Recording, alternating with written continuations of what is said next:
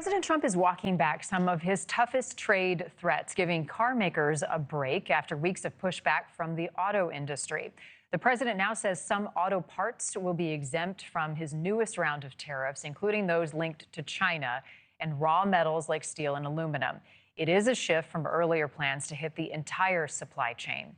But the core of the auto trade policy remains, and that's a 25% tariff on foreign-made cars, still scheduled to take effect next week. And some auto parts will also stay on the tariff list despite industry warnings. The auto industry says this isn't just a trade fight, it's a ticking clock. They warn that price hikes, layoffs, and parts delays could be hit hard. Dealers say customers might feel it first at the sales lot or in the shop. And suppliers say they're stretched thin, and one missing part could stop a whole production line. Joining us now is George Glassman, president of the Glassman Automotive Group in Michigan. Welcome to you, and thank you for being here. Thank you. Give me a sense of what the current mood is in showrooms and in conversations that you're having right now within the auto industry. There's a tremendous amount of uncertainty out in the public right now, and that uncertainty is what is the problem for consumers at the moment. And that type of uncertainty has to be tough to figure out how to operate. What does that look like?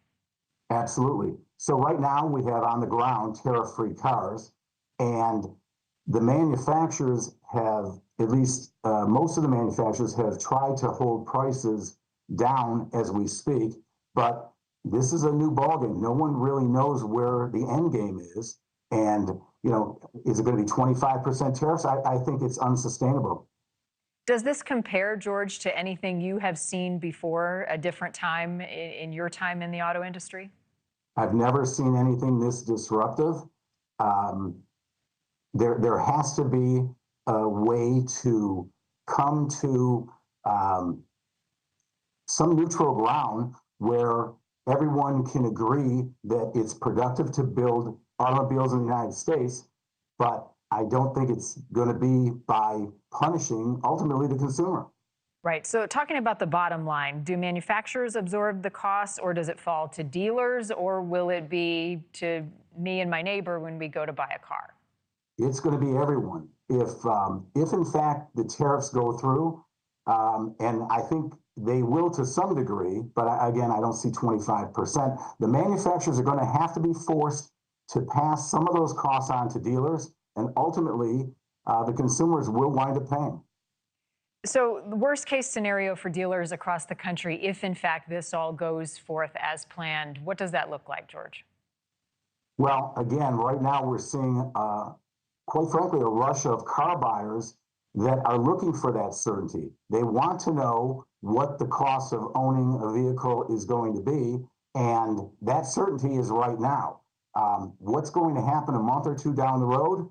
No one knows, and that's really where the discomfort is as we speak. That's the anxiety that's being created. We've seen the president is listening to those within the auto industry. Same thing in the retail industry. We heard some CEOs speak up this week. What would you say directly to the administration about the uncertainty you're feeling and what may lie ahead? What would be your message?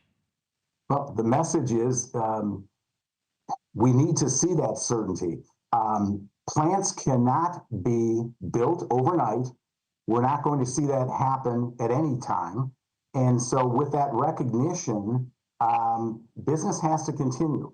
So again, I understand the administration wants to have production move over to the States. I think most of the car companies are trying to see how they can accommodate and make that happen.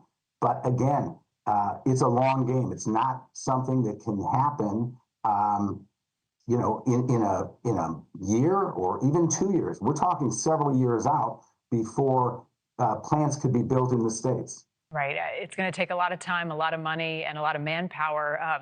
Still, though, with all the uncertainty, as you've been talking to some of my team, you are optimistic.